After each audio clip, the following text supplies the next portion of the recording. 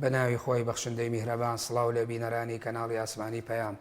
خۆشحاڵم لە بەرنمەیەکی تری گفتوگۆ ئەمڕۆ بە ئێوەی بەڕێز و خۆشەویست گەشتمەوە هەوڵ دەدەین لە هەفتەی پشتیوانی لە پێغەمبەر صلی الله عليه وسلم ئەمڕۆژ قسە لەسەر باس و کۆمەڵێک تەوەری گرنگ بکەین قسە لەسەر ئازادی ڕادەربڕین بکەین قسە لەسەر ئەوە بکەین ئایا پێغەمبەر صلی الله عليه وسلم پێویستی بە داکۆکیکردن و دیفاعکردن هەیە ئایا مسلمانان پێویستە چۆن مامەڵە لەگەڵ ئەوانەدا بکەن کە بێڕێزی بەرامبەر بە پیرۆزیەکانیان دەکەن گەورەی پێغەمبەر لەلایەن خودداوە چۆن وێناکراوە لە قورئاندا ئایا تەنها ئەوە بەسە مسلمانێک کە تەنها لە ناسنامەکەی نووسراوێ مسلم یاخود وتبێتی لا إله إلا الله محمد رسول الله تەنها بەوە دەردەچێت کە دیفاع لە ئیسلام و لە مسلمانان و لە پیرۆزیەکان بکات هەوڵ دەدەین ئەمڕۆ لە بەشی دووەمی بەرنامەی گفتوگۆ دیسانەوە بە میوانداری بەڕێز مامۆستا دلێر گەرمیانی ئەم باسانە تاوتوێ بکەین خۆشحاڵم مامۆستا دلێر ئێمە لە بەشی پێشووتری بەرنامەکەمانە نەمانتوانی وەک پێویست ینی ئەو زنجیرە تەوەرەی کە دەستنیشانمان کرد بوو تەواوی بکەین ئەمێ وەکو تەواوکاری بەوە بچینە ناو مەدخەلی بەشی دووەمی بەرنامەکەمانەوە کە قسە لەسەر ئازادی بیر و ڕابکەین ئێستا دەبینرێت مامۆستا لەوانەیە بڵێن مسلمانانیش خەریکە یعنی وەکو دوو جۆریان لێ هاتووە بۆ کاردانەوە بەرامبەر بەوەی کە لە فەڕەنسا لە چەند هەفتەی ڕابردوودا ئەو وێنەکاری کاتێریەکان بڵاو بوویەوە بەشێکیان بە تەواوی ڕەتی ئەکەنەوە پابەندبوونی خۆیان بۆ پێغەمبەر صلی الله عليه وسلم دەرەبڕن بەشێکیان یعنی تا ڕادەیەک فاسیلەیەکیان تیا هێشتوتەوە و قسە لەسەرەوەکەن کە ئەمە لە چوارچێوەی ئازادی ڕادەربڕین و کرانەوە و گفتوگۆ و حیوار و ناو نەهێنانی ژێر وەک لە بەرنامەکەی پێشوا باسمان کرد یعنی ناوی پێغەمبەر نەهاتوە سەڵڵەهو عەلەیهی وسەلەم لەلایەن ئیمانوێل ماکرۆنەوە پێم خۆش بوو بەڕێزت لە سەرەتاوە قسەیەک لەسەر ئازادی ڕادەربڕین بکەی هەم لە ئیسلامدا هەم وەکو وێنە واقعیە گشتیەکەی. الحمد لله الصلاة والسلام على خير خلق الله محمد وعلى آله ومن والاه أما بعد رب اشرح لي صدري ويسر لي أمري واحلل عقدة من لساني يفقهوا قولي آمين يا رب. ومامۆستاگیان پێش هەمووشتم سەر لە نوێ دەستخۆشیتان لێ یەکەم خوای گەورە پاداشتی جەنابەت و ئەو ستافە و کەناڵی پێیان داتەوە کە الحەمدوللیلا لەم ڕووداوانە دەرئەکەوێت ئەو کەناڵانەی ئەو ئیعلامیانەی کە بەڕاستی دین خەمیانە لەسەر ئەو نەریتەی کە باوباپیرانمان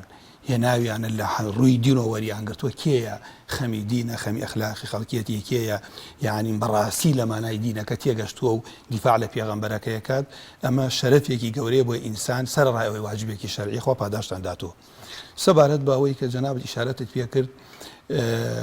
حڕیەتی تعبیر حڕیەتی ڕەئی بەناو ئازادی ئینسانەوە کە بڵێ کاکە وەڵای ئینسان ئازادە ئەم مەسائلی حڕیەتی ڕەئیە ئەگەر ئینسان تەماشا بکات هەر لە هەموو دینەکان هاتوون دینی خوا مەبەستمە و پێغەمبەران هاتوون ئەو خەڵک ئازاد بێت کەوا بوو لێرە کە من وا ئەڵێم بەڵام سنووریان بۆ ئازادی دانیاوە ئەمە لێرە کەوا بوو ئازادی قەزەیەکە و سنووردان بۆ ئازادی شتێکی ترە حڕیەتی ڕەها لە لای هیچ فکرەیەک نییە مطلق لا هیچ کەسێک قبوڵ نییە ئەوە تەنها ئەگەر بێت و کەسێک بە شیعاریش بیڵێت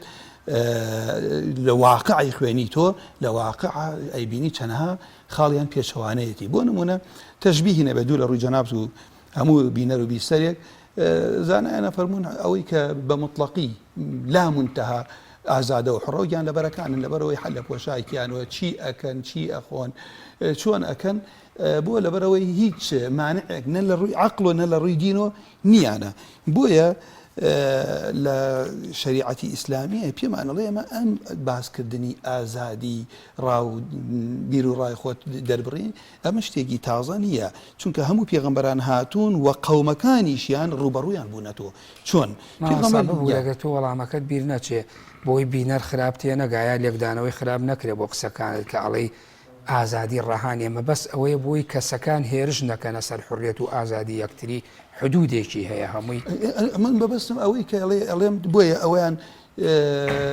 نەعەقڵی هەیە نە دینێکیشی بۆ هاتووە بۆ نایاسایەکیش هەیە ئیتر ئەوە لەو ڕوو ئەمما جگەلەوە لە هەموو دنیا هەر کۆمەڵێشت لە ئوموری دنیاە بڕۆکا بەسایقی باب لە ترافکرایی لە هەموو دنیا با لە هەموو دنیا دزێک بڵێ کاکە من ئازادم بۆچی عقوبەی ئەدەی با دەرخیانەتی لە وڵاتەکەی بکات وانە کاو ڕێگەی لێ ئەگرن عقوبەی ئەدەن ئەمە چەند نمونەیەک ئێستا ڕۆمەسەر بەدرێژی لێرە من شایەت وتانەیە کە پێغەمبەر صلی الله عليه وسلم هات کە ئەمە ئێمەکو مسلمان ئەمانەوێ بڵام کێشەمان لەگەڵ کەلیمەی حڕیەت نیە چونکە دینی ئیسلام هاتەوە و پێغەمبەران هاتوون خەڵک حڕ بێت خەڵک ئازاد بێت خەڵک کۆیلە نەبێت بەڵام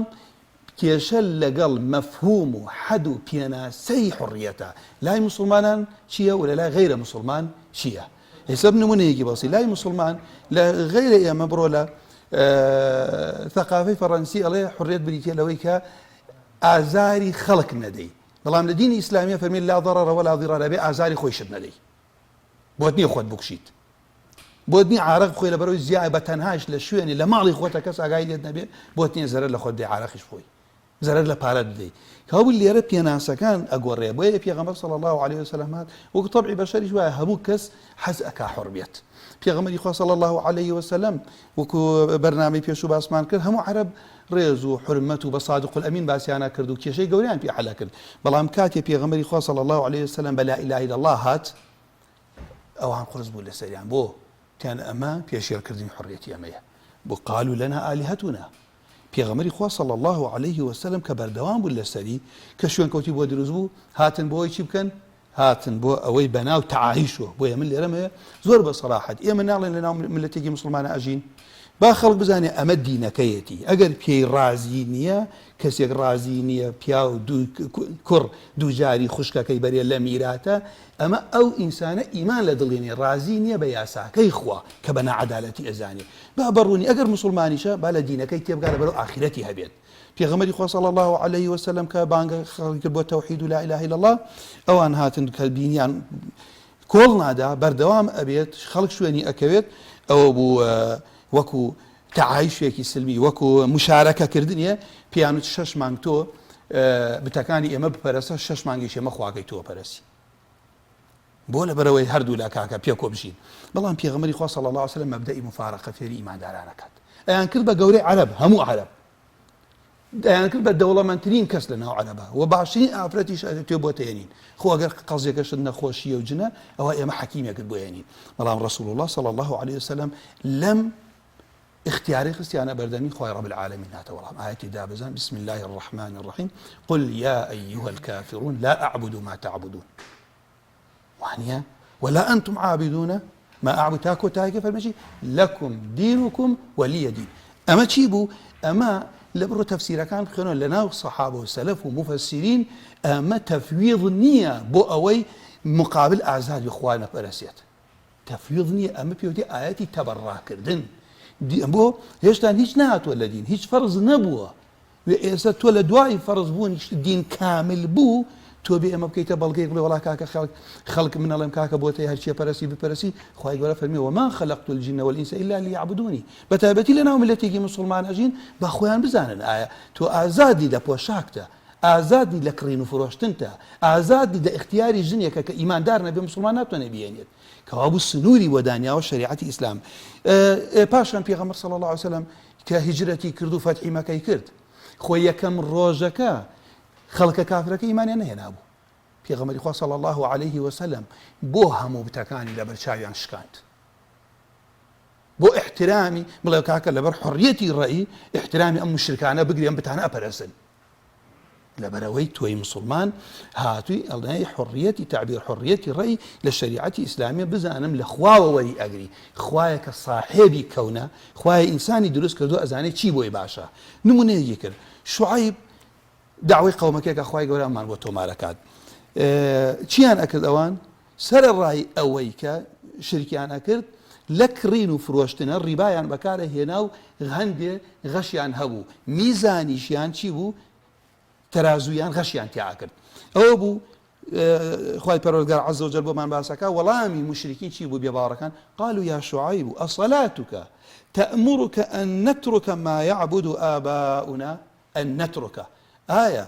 نوێژەکەت و دینەکە داوا دەکە ئێمە دەست لەوە هەڵگرین یعنی داوایان لێکراوە دەست هەڵگرن چونکە پێغەمبەران بۆ مەهاتووە جا ئەگەر وا بێت تۆ داوای لێ نەکەی نەڵێ عاقبەتی تۆ لە ئاگری جەهەنەمە بۆ حاجزە بن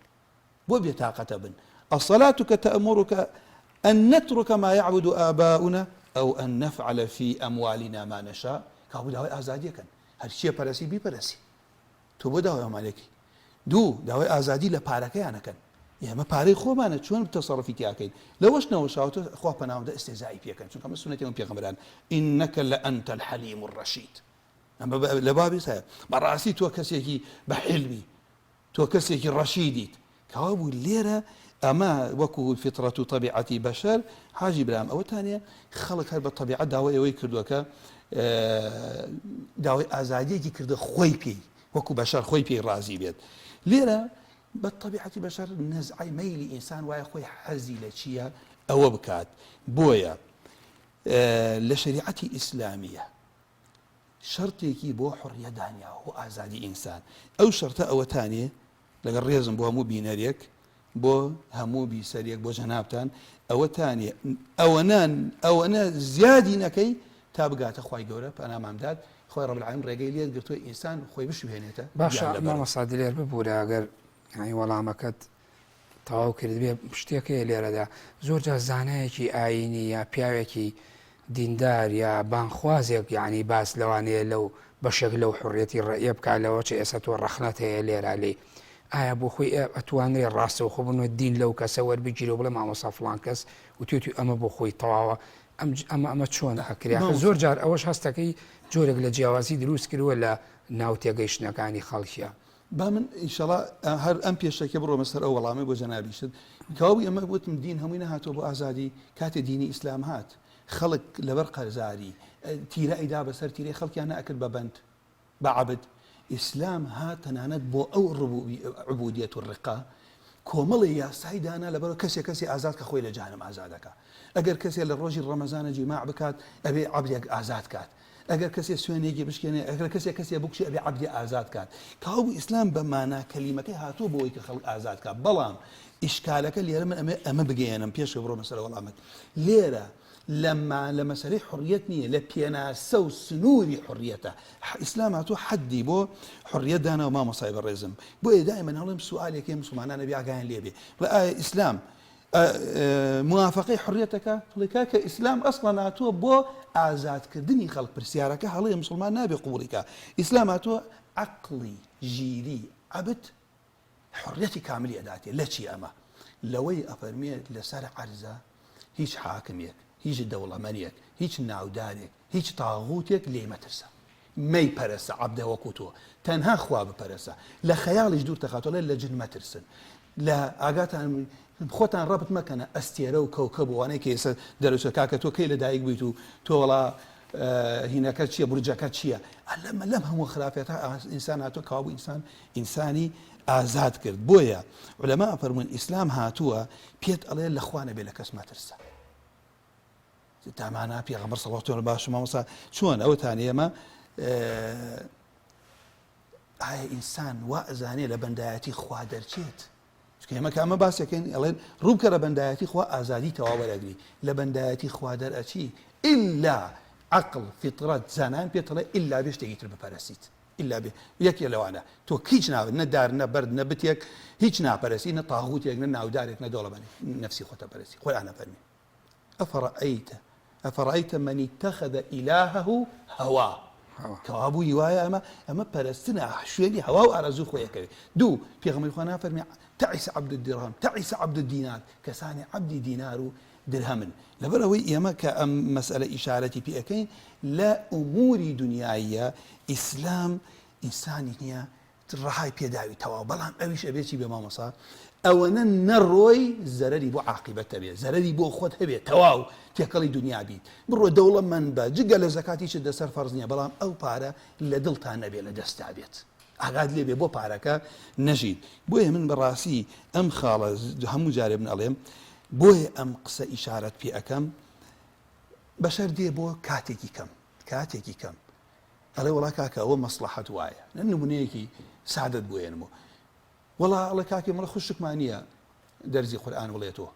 ئەلێ مامەساوە دەرزی پێ بڵێرەوە وە خزمی خۆشتە لە ژوورێ بە تەناداهێنی لە مزگەوتێ دەرزی پێڵێتەوە عقلی بەشەر ئەمە بە موقت بە مەسلحەت دەزانێت کاکە حڕە و ئافرەتێکە و دەرز دەخوێنێ خوای رب العالمین کە فطرەتی ئینسان ئەزانێ عاقیبەتی شت ئەزانێ خوای رب العالمین علیمە هیچ شەڕێک نییە هیچ شتێک نییە هیچ خێرێ عاقیبەتەکەی بۆ شەر بڕۆ ئیسلام بەتیژی تەعاملی لەگەڵاکات ئەمە یان چۆنی سە تەماشاکە لەو نمونە زۆر کەڕەتی ساحنە کەسایەتەکەی زامدار بووە بۆ لەبەرەوەی خەلوەی حرام کردووە لەبەر ئەوەی کە نەفسی ئینسان جاری وهەیە ئاگای لە خۆی نییە ئەڕوا بەرەو شتی تر ئیتر لەمەوە بیگرە لە پێشە کۆمەڵێ شەربەتی ترێ بڵێ کە تۆ دی لە پێشە کە ئەڕوا قۆناغی یەکەم کە عاقیبەتەکەی کە ئەبێتە خەمر تۆ تەعامل ناگەیتە کەسێ بیکا بە خەمر خۆ لە پێشە ترێشە پێی نافرۆشیت چونکە خوای من و تۆ لەو دەقە بە موقت کابرا بە مەسلحەتی زانێت کاسابەتێکە بەس عاقیبەتەکەی شەڕە ئەمە بەشەر نایزانێت کاتێ بۆیە دین خوای پەروەردگار عەزە وەجەل ئەم دینەی بۆ ئێمە ناردووە لەبەر ئەوەی خوای رب العالمین ئەزانێ عاقیبەتی شت چییە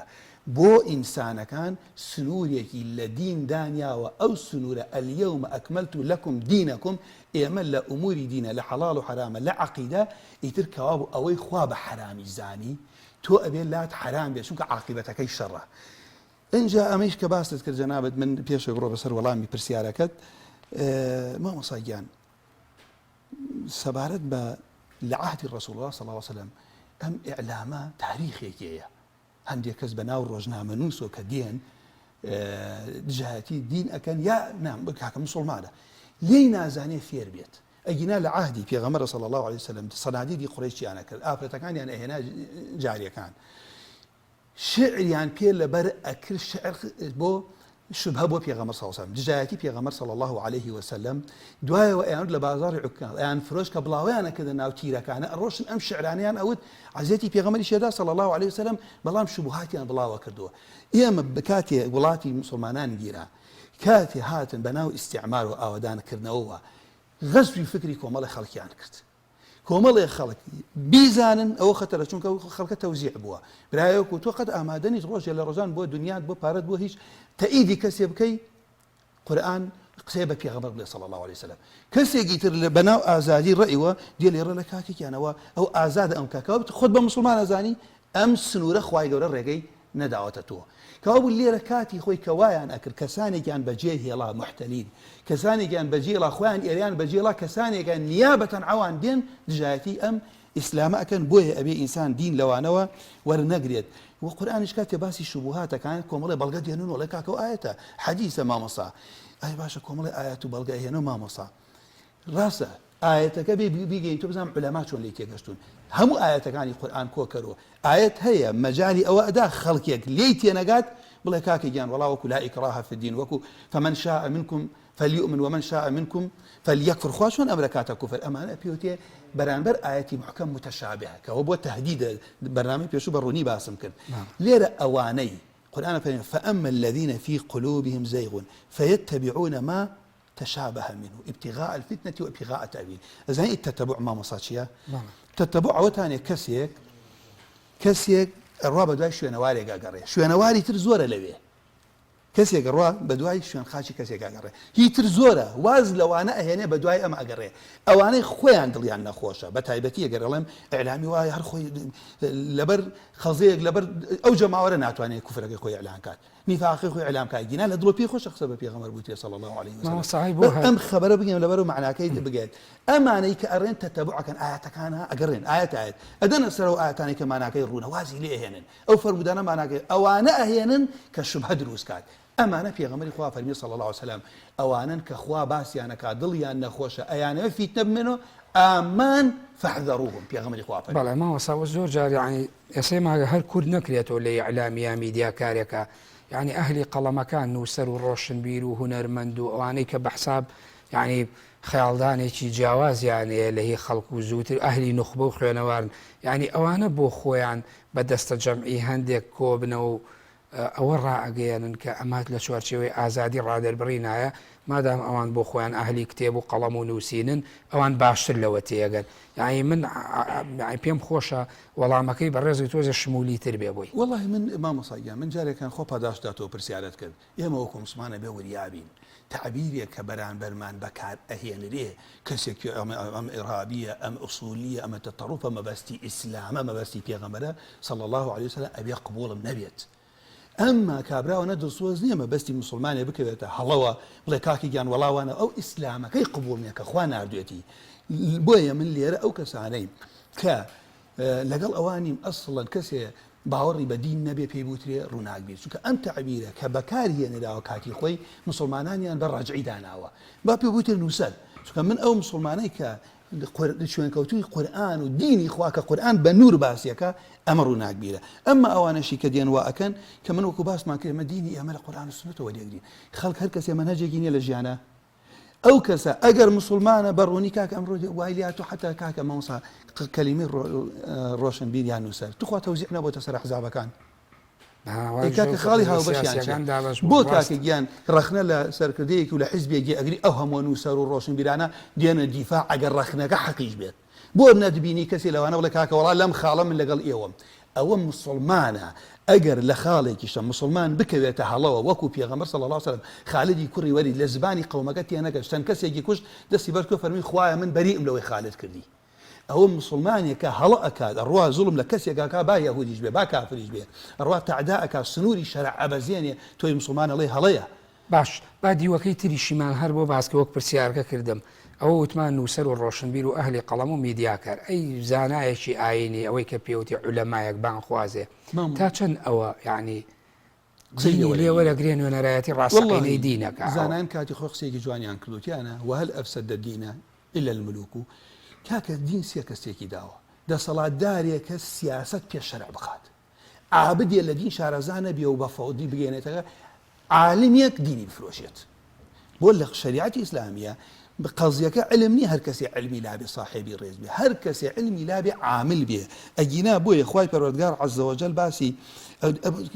أهل علم يفرمون وإذ أخذ الله ميثاق الذين أوتوا الكتاب لتبيننه للناس بوي بياني كان بو خلقي ولا تكتمونه ما يشارنوا بلام أمانة علم كان خسته بشتقوه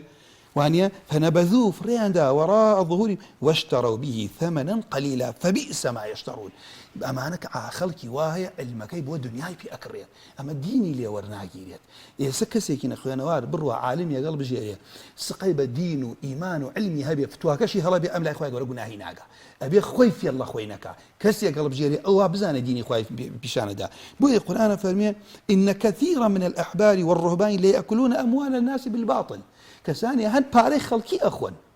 حتى يسمن كاتا كمان كما يجينا كاكا ربنا ودين يس خلقي واير كسي أبو الراب ولا عليك كاكا دجنتيا أو نديايا دينك كاين 20 كردوها خلطوشين أخوشين نفسية كان بويا أخوي رب العالمين آلي رخة ريك الليريا أخوي رب العالمين أوانيك التوراة يعني لبركرد إيش يعني بينا أكذا فهم مثل الذين حملوا التوراة ثم لم يحملوها كمثل الحمار أما كلامي خوايا أبي إنسان إخواني كاكي كان وريابا أو عالمي كعاملة بعمل دين داري بشاني خلق دابي إيشي لأوكي نمنا كامل الأمر وزورا مثل الذين أوتوا التوراة من اليهود والنصارى فحملوا العمل علماء فرمكاكي كان أما لجاوي إيشي بيبكن هاتون شيان كل ما أصلا تشبيه يعني خص إيش يعني فينا أكرد للرأسية بلغا كان زورا كخلقي واي احتمال يزي إشارة بنا قبل أخواي بالورقار عز وجل هندي كاس أشبهين يتشي خوابنا ما دا فرمي كمثل الحمار أي باشا جقل لما خوابنا ما دا يشبهني با خوايا يشبهني بصق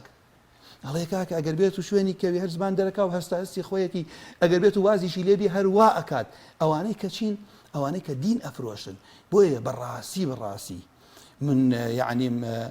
ألين ما مسايق برز سيتي إشارات بوك خلق خرابة ها لقى الريز بوه ما مسايق برز ملتي كل دنيا قرزاري علمان أو ما مصاني يا مكان لا أخوانا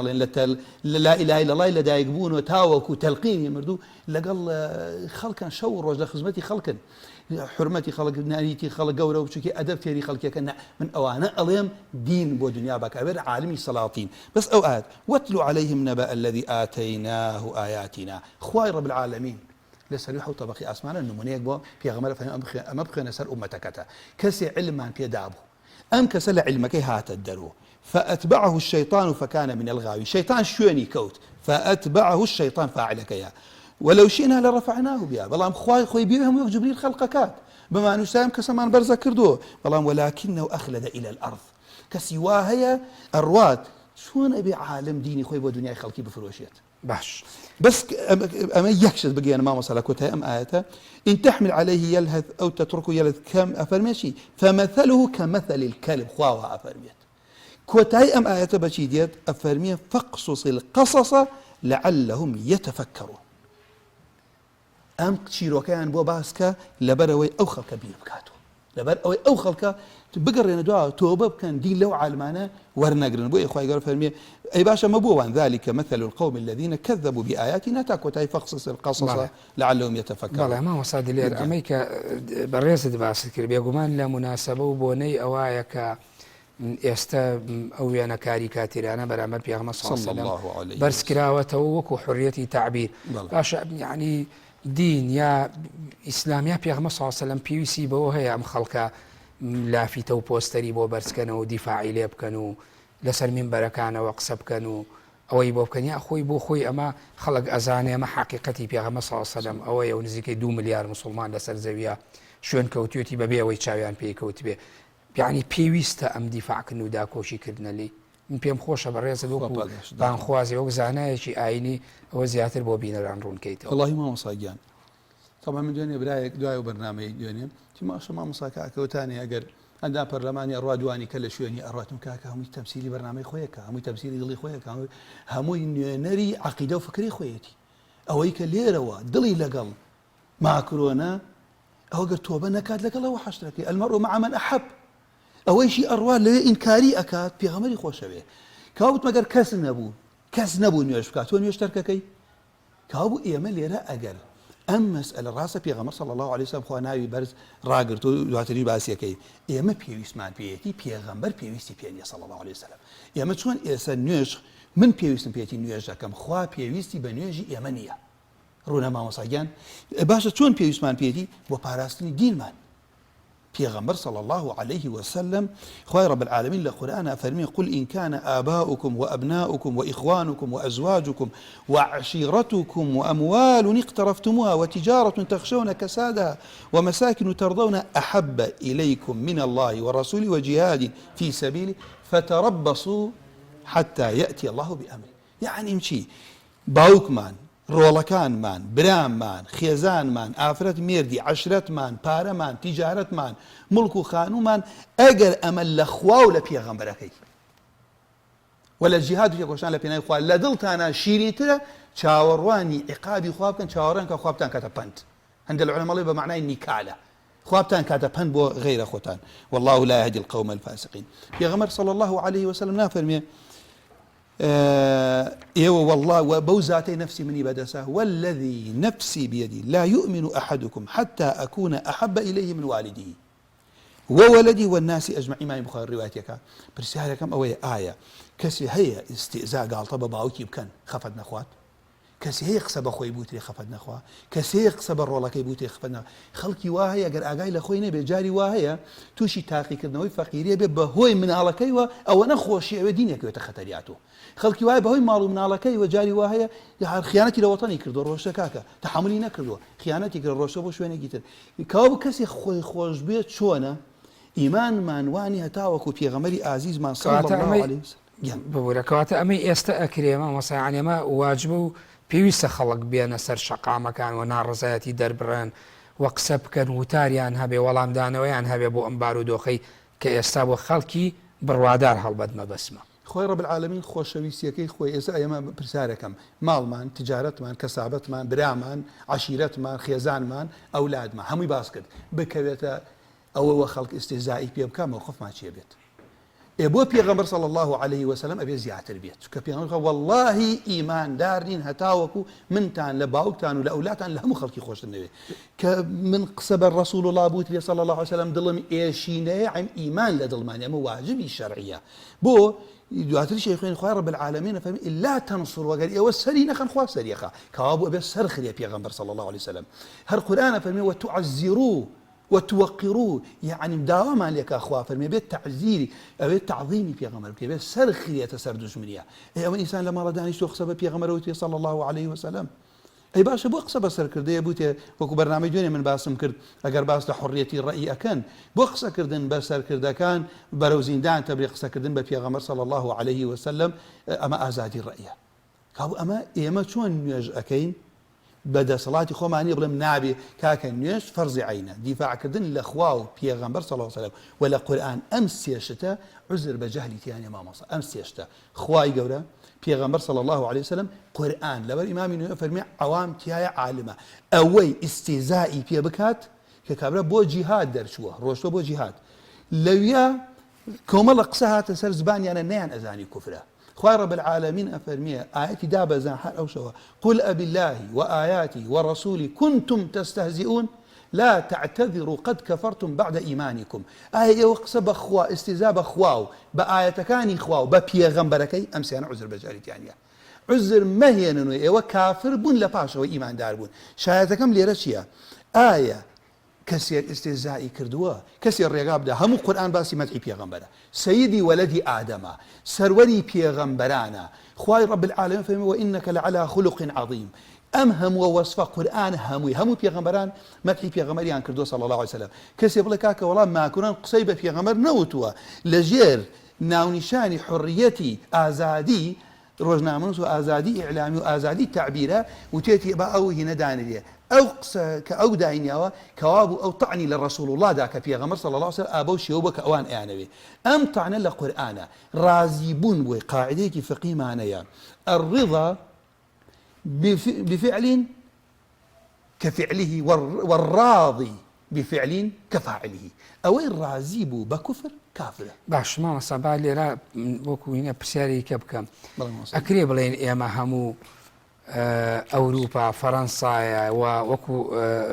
مامۆساش باسی کرد لە چەند ڕۆژی ڕابردووە و ئەکرێ بڵێن هەموو فەڕەنساش ماکرۆنە یعنی ئەکرێ هەمووی بە چایەک سیر بکرێ یاخود کەسێک کە هەڵەسێت هەڵسوکەوتێکە نوێنێکە نەشیاوە و معتەقەداتی خەڵکی ئەبەزێنێت بێڕێزی پێکە ئەکرێ مسلمانیش وا بێت يعني همي بچاوي سيد من سپاسا كان بو او بسال او بابي تعامل جوازه بابي خوشويسي بغض جوازه پیغمبر صلى الله عليه وسلم نجاشير كافر بو لبروي عادله افرمي اذهبوا الى ارض الحبشه فانه فيها ملك عادل لا يظلم عنده حق برون بو لا ارزي حبشه ده صلاه دارك دات پروري كاله بالاو كظلم لنا كافريشه لو كاتيك پیغمبر خوا وافي فرمي كاو انساني مسلمان اللي رأي أو كسيشي كلوية لو شيء أما بيت سببي أو كأواني أهل إنصافا دراستي أم دينا بكن دوار بيغمر بناس الإيمان بينن نخير أما باسمان لو كسانية حتى مسلمان كرازيبة حكمي أو كسيو كدوين فرمزة كمان خيون إذا عملت في الأرض خطيئة فمن شهدها أو كسكرتاواني كرا هر كسي خاب عنها لوين نبو رازيبو حكمي أبيها أجر لوين رازي نبو حكمي أبينية كابو اللي رأي باس لو كسانا كاين كرازين بلام بحقيقة كاك اللي ولاتش بو بيدن جاهنا البجاردو سبارد بيهود بيه سبارد هر بابتي جيتر بيه أو خلقا بمقدسات إخوان وابكريه رازي ابن بلام إيما تعاملك بلام لاني كم إنصافي مسلمان باي أويك همي وكيك سيد بارك الله مسلمان وكو حديثك خيان بو كتاكا فرمي خواهي پروردگار عز وجل فرمي ولا يجرمنكم شنآن قوم على ألا تعدلوا اعدلوا هو أقرب للتقوى رقتان لبغضتان لخلقي كابو بغض أعمال قلبه فرمي مسلمان قد نلم كافر بخوشي خنبر رقتان لخلقي واتان لينك عادلنا بن دات پرور بن دات پرور بن أما لا هين ونزيكا لا تقوى دو الخواهي پروردگار فرمي عز وجل وقاتلوا الذين يقاتلونكم ولا تعتدوا اواني قتالتان لقلا اكن وقتال لقلا بكن بلام تعدايا ليمكن مسلمان كاتا مسلماني شبه باساونها بدا سوا ما مسواني اسابو المنا اوي فرنسا باسكري كقتابي بن ما مساكي خوي سربرت يعني اگر خو لا شريعه اسلامي شرعه بو ندراوتو بنا حق بچي برام بركات گرچی بر لسر بیرو با معتقداتی توجه بی کوجی تو سری بری يعني مسلمانیش بو خوی ابي حکمت و دانایی بای اوی تیابه کاری بکا زمینه نرخصین سوکایتی با عینکی و با پیروزی کاینکرد مسلمان ما وصاجان لەو کاتێک کە ئێستا خۆی ئێستا مسلمان وای لێ هاتووە کاکە تۆ لە ناو خاکەکەی خۆشتە لەوە ئەچێ کەسێک لەوە ئەچێ لێرە سوکایەتی بە کوفر بکات لە شوێنێکۆ پیان بکرێ عقوبەیە دەن و ئەگەر بێت و سوکایەتیە بە ئاڵایەکیان بکات لەسەر خاکی مسلمانە لە ناو مسلمانانە کەسێک بێت دڵی بۆ ئەوە بسووتێت و کاکە عقوبەی بدات بەڵام لێرە شایەتەکەم ئەوەتانە لە ئەسڵا پێغەمبەر صلی الله عليه وسلم ئەوەی قسەی پێ بوترێت ئەوەی قسە بە پێغەمبەر بوتێ صلی الله عليه وسلم لە دین دەرئەچێت ولا ڕووی شەرعیش وە قسەکردن بە پێغەمبەر صلی الله عليه وسلم وڵاتی مسلمانان بێت و حاکمێکی عادل و کەعنیم قاضیمان هەبێ حەقی ئەو کەسە کوشتنە با ئینسان نەیشارێتەوە سەبی پێغەمبەر ئینسان هەموو ڕۆژە لە مزگەوت بە هەموو شەوێ شەونێژ بکە هەموو ڕۆژێ ڕۆژوو بگرە سوکایەتی بەرامبەر پێغەمبەر کە ئینسان لە دین دەرەچێ و ژنی تەلاقیەکە بەس مامۆستا خۆ هەر مەبدەئێکی قورئانی شەکە خوای گەورەیە فەرمێت جنێ و بەخواکانیان مەدەن بارەکەڵڵا با ئەوانیش بەخواکەی ئێوە سوکایەتی لێرە بگەڕێمە سەر بابەتەکەی تۆ کەوا بوو من لێرە مبەڕر نادەیتە دەسۆ ئەوان دینی ئیسلام پێغەمبەر صلی الله عليه وسلم ئەو خەڵکە چی لە مەدینە بوو تا خیانەتیان نەکرد پێغەمبەر صلی الله عليه وسلم دەستی بۆ نەبردن وایوانە ئەوانەی کە ئەسیر بە ئەسیری هاتوون ئەجەنگن پێغەمبەر صلی الله عليه وسلم کافری لەسەر کوفر نەکشتووە کابرا هاتووە من دینی ئیسلام ئەڵێ بغضمان لەوە نابێ ئێمە تعدا بکەین بابەتێکی زۆر جیاوازە بەڵام لەولاوە مەبەستم لەو خاڵە ئەوەتانی قسەکردن بە ڕسوول الله صلی الله عليه وسلم ئەوەی خۆی لە ژیانە نیعفوی کات مسلمانانیش بۆیان نیعفوی کەن بەڵام ئەمە لێرە مسلمان کەسی براکەشی بکوژێت بۆی نییە بچێ خۆی بیکوژێتەوە لە دەوڵەتی ئیسلامی بێ قاضی ئەو بڕیارە بدا لەبەر چی لەبەرەوەی قەتلی ئیسراف چیە کەسی ڕوا ئامۆزایەک یەکوژێتەوە ئەڕۆ دوو برای ئەکوژێتەوە ئەڵێ باوکی یەکوژێتەوە لە جامە لە شەریعە ئیسلامی هەمووی زوڵمە ئەمما مبەڕدانەوە ناوەڵا ئینسانی مسلمان حتى مامۆستا جیهاد کە لووتکەی هەرە بەرزی ئیسلام نییە هەر کاتێ بێتە سەبەب ئەوەی مسلمانان زەرەر بکەن بێتە سەبەبی ئەوەی منکەری گەورەتر بێتە سەر مسلمانان زەلیل بکەن ئافرەتی مسلمان بکەوێتە بەردەستیان مسلمانان ئەسیری بکەونە بەردەستیان بە مەفسەدەی گەورەتر تەوا بوو ئیبن قەیمە فەرمێ جیهاد حرامە بیکە باش مامۆستا ئەگەر هەر پرسیاری کەشم تایبەت بەوە مابوو ئێستا حکمی ئیسلامی نیە مسلمانان وامزانام لە بەرنامەی پێشوە شتێک ئاماژەمان پێ کرد يعني حكمي إسلامي نية ولا تولى ولاتك شعبي ده صلاة الدنيا وكو أو تبون غلبة وكفر يا أوي كبي باوريا مسيحية مشركة هر كامي هي كإنسان ده صلاتي نبي جاري ويا باساوي بدا سوا مفسدة إلى مصلحة زيادة به للري الشرعية وما تشون حرام يا موت من سيا سامان هي بو أو بابته يكم أبي إنسان تعدانكات لقل ماي أبي سنوري شرع نبزيني أما دوهم أبي أوشتا نبيت معي مفسديكي كورة أما خالده حتى أو كسي كابي بو خوي كورة بيكا نبي كابي إنسان قال خوي نبي بالوانتي خوي در بريه بلا من باواز لو من باسي كاتي قد بو كم مسلمان دولة ده صلاة يعني هي زيان هي كابرايكي يهود كابرايكي بباور وكافر دي بو دولة إسلامية دي بو تجارة بو حرشي ديت لايتو بيكو جيلا بوني باش ناكي بيغمر صلى الله عليه وسلم كافر لبر أو ناكو جريك كافرة لبر جريمة كي أكو جريت خورونة باشا من بوش برسياركم كركتو سوكاتي بكا هناك أي كشتنا بصريحي لو أنا بينري خراب وري بقريموك وفتوايا ورقريك هر كسي هر قصيك على شنو مسلماني هاسي سلاح بريات شقوي هالقريب راسري أما بو خوي وكو جوي لتحريزي لبيت أما من أو حقته من إشارات بيها كم إرسل كاتب مسلمانان دولتي أن هبوا أو كقرآن والسنة في غمرية نابتي صلى الله عليه وسلم كسي بشرط وشرطي دزي ها جوازة لويك من بلهم دز جوازة كسي الشرط كان دزيتيايا دزيا كات الرجال خلق قريه أمن أسايشي ولا تقتي كدات ألم لو كاتا دس أبريه إرساتا من أما باس كم كسي ولا من تيب قابل كاكا والله زلامة دزيكرا من دسي أبرم هم خويتو شي توانكا فوضاء أنيتو وانيا چونك نابيا مفسدك أي قولة تربية أجينا في غمر صلى الله عليه وسلم في غمر إخواب لما كلا برشا هندي الصحابة في سيانة كل سر بشي في غمر إخوانية لا بينقصه باشا ما وصا مسلمانان چ سوودێک وە چ فایدەیەک لەم دۆخە وەرەگرن لە کاتێک ئێمە بینین لەسەر ئاستی عالەمە یعنی ناڕەزایەتیە تەنانە وەکو پێشتریش باسمان کرد مەسیحیەکانی دنیای عەرەبیش وڵاتانی خۆرەڵات ناڕەزایەتیان بەرامبەر بەو هەڵوێستەی ئیمانوێل ماکرۆن و ئەو سیاسەتەی کە ئەو ڕێی پێدا و ئیباحەتی پێدا لە وڵاتەکەیا بکرێ یعنی پشتیوانیان کرد لەوەی کە ناڕەزایەتی هەبێت و دژی ئەو وەستان یعنی ئەمە بە چ قازانجێکی بڵێن نازان بڵێم داوای ئیسلامی پرۆژەی ئیسلامی و گەشەکردن و ئینتیشاری ئاینی پیرۆزی ئیسلام لە سەراسەری جیانە ئەشکێتەوە. دەربارەی حادیسەی ئیفک کە پێغەمبەر صلی الله عليه وسلم یەک مانگ لە مزگەوتە ئەخەو شوێنێکی بوونە ڕۆژتەماڵ ئەوەنە عەزیەتی پێغەمبەریدا صلی الله عليه وسلم. دەربارەی دایکی ماداران ئیتیهامیان کرد منافق و بێباوەڕەکان لەویە کەسێکە کەوتە هەڵەوە یەکێ لە سەحابەکان پێیگەشت وتی چی؟ وتی تۆ منافقی بۆ وتی لەبەرەوە تجادل عن المنافقين ئەگەر کەسێ پێغەمبەر صلی الله عليه وسلم قسەی پێ بوترێت ئەبێت تۆ دیفاع لە پێغەمبەر بکەی صلی الله عليه وسلم لەبەرەوەی ئەو حکمەش تۆ نەگرێتەوە. بەس مەبەستم شایەتەکەم لێرە چییە؟ ئەو حادیسەی ئیفکە خوا لە قورئانە ئەفەرمێ لا تحسبوه شرا لكم بل هو خير لكم. شەڕی مەحض خەیری تایە، شەڕی مەحض بڵێ کاکە هەمووی شەڕە بۆ لەبەر ئەوەی ئێمە یەکێ لەو دەرسانەی کە ئاگامان لێ بێ بحقیقت جیاوازیەکی زۆر دەرەکەوێ ئێستا ئافرەتی وایە تەلەفۆنەکە بۆ بەرنامەکە ئەگری ئەڵێ نازانم چی بکەم پیاوی بەتەمەن هەیە ئەگری نووسەرمانێ عالممانێ ڕۆژنامەنووسمانێ تاجرمانێ سیاسیمانەیە و خەڵکی قائیدیشمانەیە هەر ئەگری بۆ ئەم مەسەلە لە عەکسەکەشی و هەمووی هەیە هیچ میوانی نییە و بەڵکو مەڵەکە کەمە ئازادیە و ئێمەی مسلمان نابێ ئەوە بینە لێرەکەەوە بوو یەکەم خاڵێک کە ئیستیفادەی بێت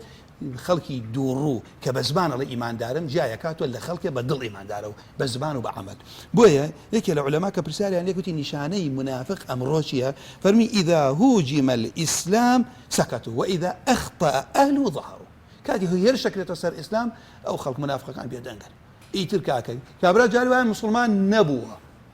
ڕۆژتۆ کەسێکی کوشتووە ئیعلام و خەڵکێتەکە کاکەوە ئیشی مسلمانەتی ڕۆژەکانە هەل لێرە حەزەکە مسلمان نەبووە حەزەکە بیخاتە سەر مسلمانان. بەڵام کاتێ ئەبینن ئەو هەموو خەڵکە ئەکوژرێ لە تاریخیان پڕە لە خوێن ڕشتن ئێستا دوێنێ من دوێنێ لە مەوقعەکە بینیم ئافرەتێک لە ناو بینایەک تاق و تەنهایە ئەیانێ سەرپۆشتەکە لەسەری لابن کە دەسەوە نایەڵێت بەهواها ئەیدەنە عەرزە خوێن لە دۆ میلوتی تێ چواردەوریشی چەند کەسی کەمە بۆ ناتوانن بە ئەدەب بۆ لێ بسێنن. چەند مسلمانێ لە دین تێگەشت بێت ئاواکە بەرامبەر ئافرەت نییە. مسلمان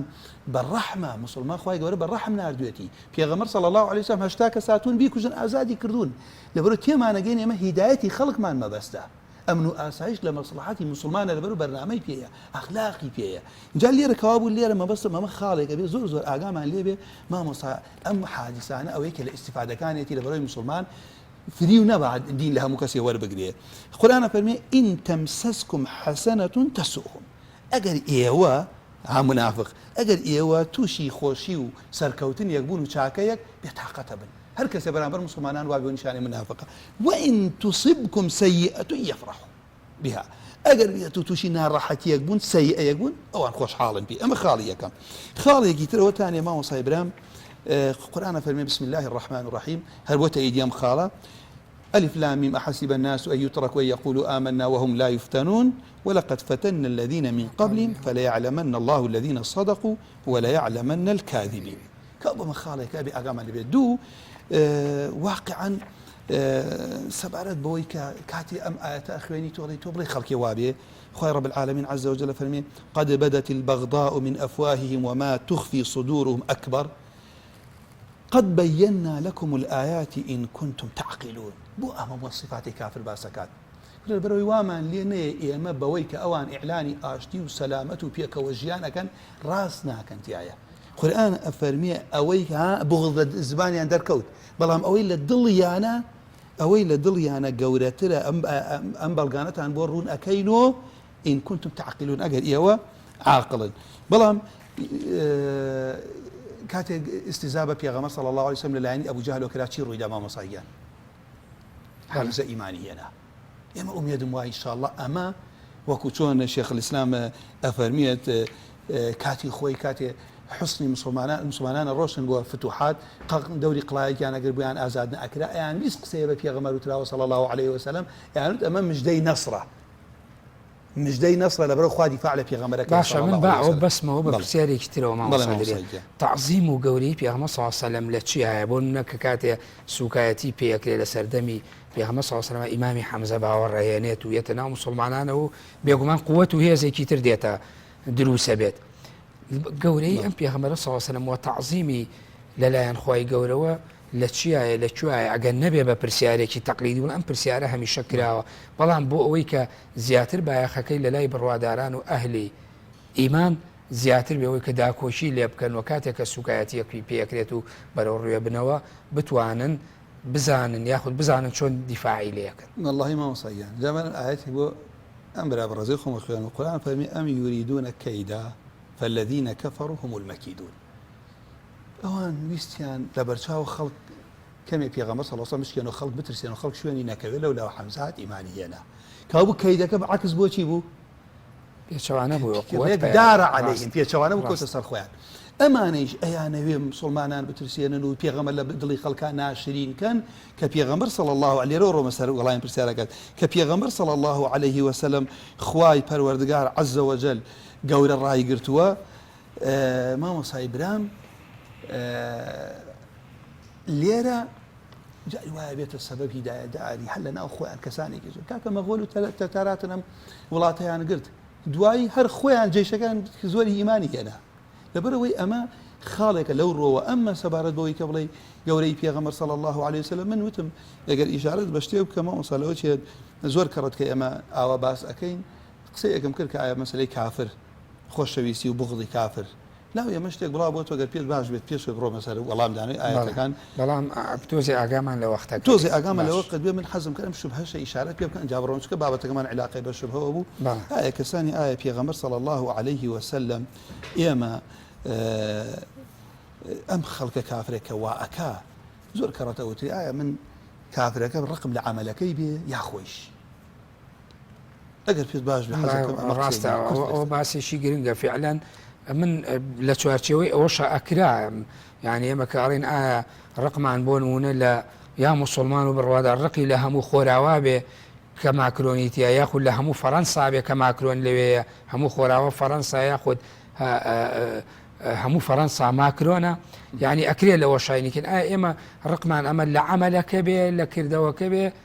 یاخود لە عامیلەکەوێ لە کەسەکە خۆی بێت مامۆسا هەبەر لەبەرەوەی خەڵک جەنابە شتێک وتت لەبەرەوەی خەڵک هەڵە لە شتێک هێنەگا ئینسانی موسڵمان کافر محارب نەبوو لەگەڵتە ئەمەیشە سنەتی هەموو دنیاە ئێستا ئێمە کاکە پێمان خۆشە چی دوژمنی کورد هەیە نییە ببینن ناخی عەرزە لەبەرەوەی زوڵم لە دایک و خوشک و ماڵ و مناڵمە خاکمان نەگرن بۆ دیان زوڵمت لێکەکەی وایوانە کەوا بوو لێرە ئەمە فطرەتی بەشەرە خواوا دروستێت کافری محارب ئەوە ئینسانی موسڵمان ئەبێ بەس لەو شوێنە ئەبێ زبربی بەرامبەریان ئەمما پاشان ئینسانی تر ئەبێ بە ئەدەب بە ئەخلاق بە هەڵس و کەوتی جوان یعنی ڕەحمی موسڵمانان پیشان داد ینی یارمەتیدانە برسیەتیە دکتۆریەکە جاری وایە گە دراوسەکەت بێ باوەڕ بوو حەقی هاوسێتەکەی لەبیر ناکەی قەت ئەمما ئەمەشی کە ئیشارەتت پێ کرد بغض عملی قەلبیە علاقەی نییە بە تەعاملکردنەوە ڕوونە قسەکان بەسم عامیل و عملە بارەکەڵڵا ئێمە شوبهەیەکە هەن دائیمەن خەڵکی مسلمان بێ باوەڕ نابێ باوەڕەوە قورئانە فەرمیێ پێغەمبەر ئەناسن کەما یعریفون ئەبناءهم يعرفونه كما يعرفون أبناءهم بەڵام هەر ئیمانیان پێ نەهێنا لەبەرەوەی حاسد بوون بەرامبەر دینەکە ڕقیان بوو لە دینەکە لە ئەیدا لە بەرژەوەندیان لێرە یەک ئاەتەیە بۆتە بەهەڵەت یەگەشتنی هەندێک مسلمان ئەم بۆ مسلمانانمان وەڵامە کە لە سوورەتی شوعرا ئاەتی 168 خوای پەروەردگار فەرمێ قال باس لە پێغەمبەر چی ئەکات لوط بۆ قەومەکەی ئینی لعەمەلیکم من القالین ئەی خەڵکینە من کردەوەکەتان ئەبوزێنم ئەمە لێرە کردەوەیە باشە ئەی باشە لە چەند شوێن خوای ڕەب العالەمین ئەفەرمێت فإن الله لا يحب الكافرين خوا كافري خوش ناوي أبي من تو خوش ما بيت كافر باسم فاعل الكافر باشان هذا لسورة روم إنه لا يحب الكافرين أمدو باشا إن الله لا يحب الخائنين باشا أوي قومي لوط أي كرت خيانة ويا خيانة دبو كابو خائنك شخصك يا عملك شي قيزونا ليرة هندي جار هيا إسا يعني ببو لما أصعوي كبي باوريش بيا قرشي إنسانك منصف وباشيش بيه سلمان هذا بين رقي لي بيه لكافرون كي أو لوكو شخصك لبر أوي كافرة سدايكو باو كافر بون تعاملي جوان لقلاكي بس رقت لكفركي رونا بس الرقم وكو خوي للشخص أم خوشويستيش كهيا برانبري خوشويستي موادين بيوتي عاطفي أما ليرة ما مصايان خوشويستي قرابة هي خوشويستي عاطفي هي قرابة دايكو باو كمامكي كافرة وكو مام أما وكو كافر أي بغزيني ترقت لي شخصكش بچکە خی گەورە فەرمێ إنه لا يحب الخائنين إن الله لا يحب من كان خوانا أثيما ئەمانەی قومی لوط وابوو یاوانە بوون پرسیارەکەی من ئەوەیە خائن نەبوون اینجا خی پەروەردگار فەرمێ إن الله لا يحب المعتدين أهل اعتداء لا يحب كل خوان إن الله لا يحب المفسدين ما وصابوه ئێمە بێ یەکشت ئاگامان لە یەکشت بێ ئەو حەقێکە حەقی خوایە من جاری وایە کابرا لەگەڵ منە باشە بەس لەگەڵ خواکەمە خراپە باوەڕی بە پێغەمبەرەکەم نییە شرک بۆ خوا بڕیارەدا إن الشرك لظلم عظيم لا إخوة گەورەترین تاوان ظلم شركة گەورەترین كفر الرحم إخوة بريئة كابو من كخواي گەورە خۆشی ناوێت من چۆن خۆشم بێت ئەمە ئەعمالی قەلبی ئەمە تعامل دین ئەمرم پێکە تعاملم جوان بێ با فەرمودەیەکی ڕوونتر بێرمە لەبەر ئەمە بەڵام بۆشم بەسەرە وەکو دوا پرسیار بەوە کە ئینسانی مسلمان کە تەنها مسلیم بێ وڵێ لا إله إلا الله محمد رسول الله شایەتمان دێنێ ئایا بۆ خۆی ئەمە کیفایەتەوە مسلمان بی بەسەرەوە بۆ وەکو دوا پرسیاری کاتەکە کۆتایە بەڵام من ئەمە بە حەدیثێک لەبەرەوە ڕوون بێ بۆ برایان خەڵکی هین نەکەن ئایا ئەڵێن هەندێک کەس ئەڵێ من ئەگەر کەسێکم خۆش نەوێت ڕاستە خۆشم نایە بەس نای بغزێنم ئەمە مخالفەی ئێمە لە شەریعەت ئیسلامی حب و بغزمانەیە خوای رب العالمین ئەمرە کاتە جوبریل کەسێکی خۆش بێت ئەڵێ ئەی جوبریل خوای گەورە يحب فلان إذن خوای گەورە خەڵکی خۆش وێنە فأحبه کۆتایی فەرمودەکە ئەم بەها جوبریل بانگەکە فەرمێ إني أبغض فلانا من فلان أبغضين شخصك فأبغضه توجبي بغضين قال فيبغضه جبريل ثم ينادي في أهل السماء إن الله يبغض فلان فأبغضوه يوجبي بغضين أما اللي عملي قلبية كوابو كافر رقت لخوي رقت لعملك مسلمان أما عمله عامله مسلمان خوي تخوش وكو مسلمان ولا أدوه هي أجر عملك مخالف الشرع بو عملك أبو سعيد أما أو برسالك جناب باشا أو برسالك شمالان بيتوا ئەو پرسیارەی کرد مامۆستاگیان واللهی ئێمە یەکشت هەبوو ئەتوانم بڵێم بە سەریع من پێشەوە ئیشا پرسیارێکت کرد دامە سەری ڕۆشتم گەورەی پێغەمبەر صلى الله عليه وسلم مامۆستاگیان خوای رب العالمين عز وجل فەرمێ فالذين آمنوا به وعزروه ونصروه واتبعوا النور الذي أنزل معه أولئك هم المفلحون ئەوانەی کە پێغەمبەر صلى الله عليه وسلم باوەڕی پێ ئەهێنن و ئەوانەی کە باوەڕ بە محەممەد ئەهێنن عزروا یعنی بە گەورە تەماشایەکەن ونصروه لسر دجمن سري أخا خواي رب العالمين فمشيوني أو نوركوتون كمحمد يناويتي يعني سر خرستني يسر دجمن بو أمزلوا فيك إما باسي فرنسا أكيد أفرمي أولئك هم المفلحون أوانا إن جاء خواي رب العالمين عز وجل فمي إن شانئك هو الأبتر شانئ مبغضي في غمر صلى الله عليه وسلم خواي رب العالمين بقول الرأي قرتوها دوسي آيات وجوابي وبسريع خواي قال فمي ألم نشرح لك صدرك إيه ورفعنا لك ذكرك خواي پروردگار عز وجل ناوي برز كردوا إيماني هيج كس قبول نية بلا لا إله إلا الله لا جقل أخوا كس مستحق نية بپرسل إلا أبي محمد رسول الله پاشان پیغمبر صلى الله عليه وسلم دنگ برز كردنوا لسر دنگي أبي ترسي أو تبي ابن تيمية فرمية كافر بيت خوا كردوا كان تلوشين دنگ برز كيتوا لسر دنگي أو نخوا بقوري راقرتوا بناوي خوي وبانجي ما كان قرآن فرمية پیغمبر صلى الله عليه وسلم أتمنى شوي تعظيمك أمل شاوي كابو شاوي پیغمبر خوا صلى الله عليه وسلم أبي أو قوري رابجيري بوي علماء يقدنجا أجر سبب پیغمبر بوتي إنسان لدينك در أشيد كابو رسول الله صلى الله عليه وسلم خواي رب العالمين إشارتك هركسيك ها إنا كفيناك المستهزئين بخوا بو أو كاتيشا بو إيساشا ما مصايين شأروا مصر أوي بس سريع أو كتير بيك جملة جواب تدمو بكرتيم لو ما كم تعوب وما وصل باشا ما مصايين ده باشا من هتنا إشارات بشتيب كم كا في خوا في غمر فرمي من عاد لي وليا فقد آذنته بالحرب وليك إخوا هركس يتجاهتي بكا كي إعلاني حربي لقلاكا خوا إيه قال كي غمر كيبيت وهوانية سبزان پیغمبر صلى الله عليه وسلم شي مكانته شأنك أو قصة والله ما مصيان من ما دوا قصش دوا قسم أو والله أو برسالة هذا وكدوا قصة جناب الإشارات تفكر آية إنسان لا إله إلا الله أما علاقة بين برنامج ونية أما بوها مجياني الرجال من لا إله إلا الله محمد رسول الله كليلي شو نبهشت أم هم حر عقلي بشريك لزانانا فرمون هيج درجاية كليلي دانكاني شانكاني نقصاني تيابو يق نقصانيش أو درجان عكاتو بوي أوي الله لا إله إلا الله أبي لدريو بيت نكتر هازبان بيت أوي الله لا إله إلا الله بقبول شريعي خواي بيت أوي الله لا إله إلا الله ببابن بإسلامه أوي الله لا إله إلا الله أبي خواو في غمر أهل الإسلام خوش بيت أوي الله لا إله إلا الله أبيت محبەتی بۆ ئەهلی ئیمان بێت تەبەڕا بکە لە کوفر و لە شرک ئەینا لا إله إلا الله ممارەسەی نەکەی تەنها بە قسەکردن علەما فەرمێ قەولی زبان بوو لە دڵانە بوو قەولی نیفاقە عملیشی پێ بکەی لە دڵتانە بوو عملی منافقینە باشە مامۆستا دلێر ئێمە کۆتایی پێ بەرنامەکە بەڵام زۆر بە کورتی وەڵامی ئەم پرسیارەم بیتەوە ئینسان بۆ ئێستا تۆ باسی عملی مسلمان و ئەوەی کە مسلمان تا چەند پابند بێ بەوەی کە پێی ناخۆش بێ بێڕێزی بەرامبەر بە پیرۆزیەکانی بکرێ زۆر جار ئەمانە لە قاڵبی ڕێکخراوی سیاسی حیزبی سیاسی و ئیسلامی تۆ سیاست ئەکرێ زمانی حیوار و گفتوگو و دیبلۆماسیە دێتە پێشەوە تا چەند ئەم شێوازی پابندبوونە پێویستە لەناو سیاسەتەکان ڕەنگدانەوەی هەبێت بە کورتی وەڵامی و پرسیارم بیتەوە پێغەمبەری خوا فەرموویە